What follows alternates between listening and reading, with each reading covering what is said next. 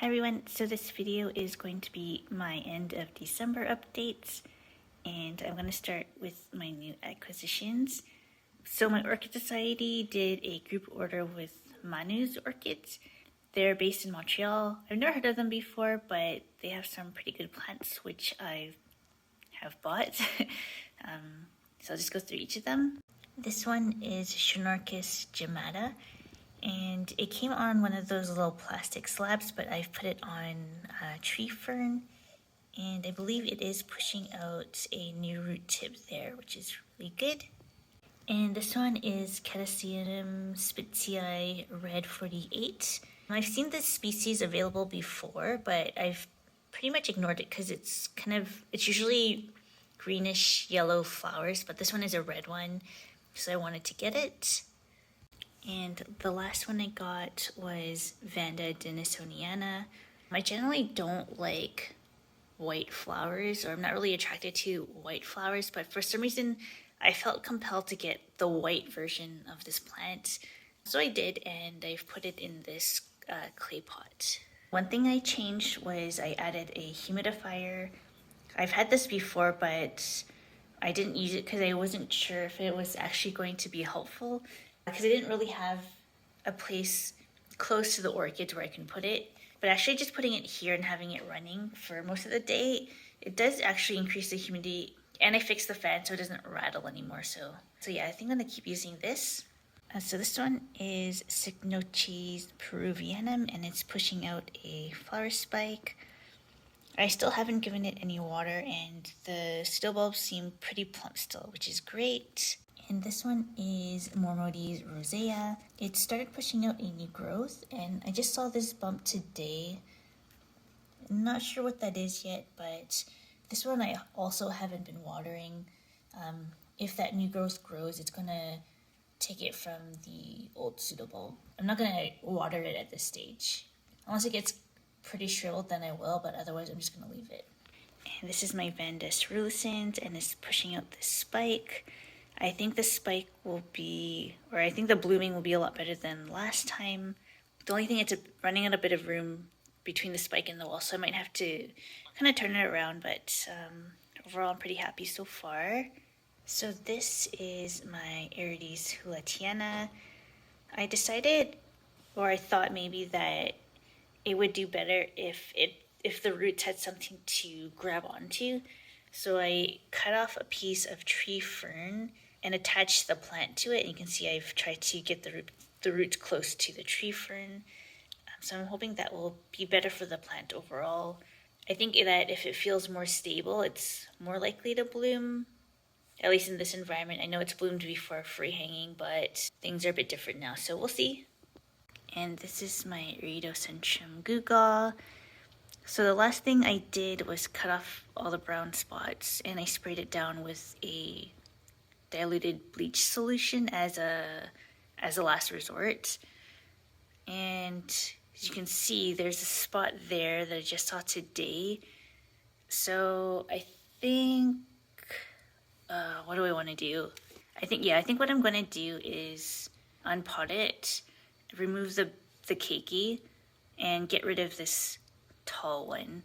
I know the keiki has had some brown spots before, but it seems okay now compared to the last time I sprayed it. So I'm just going to try that and see what happens. I'm really tired of dealing with fungal problems and kind of don't really have a lot of patience anymore. So this is my Dendrobium draconis. It wasn't looking great, so I decided to take it apart, and the part that looked good, I put it in this jar. There's a bit of water at the bottom, and I have it over a heat mat, and it's pushed out a keiki, which is great. There's also, I think, a bud at the top here. I'm not going to worry too much about the bud.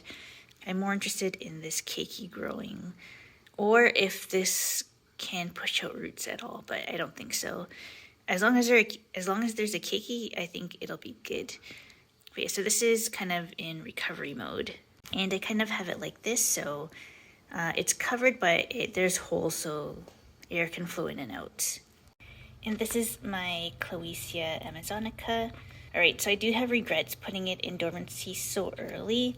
I think maybe I should have waited till maybe around this time before doing that, just so it would have more time to grow.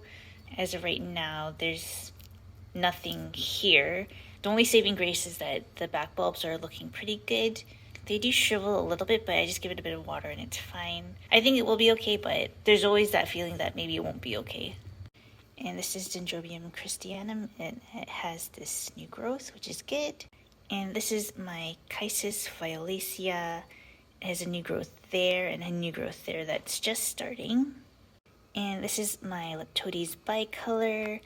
It has a few spikes just starting. You can see one over there.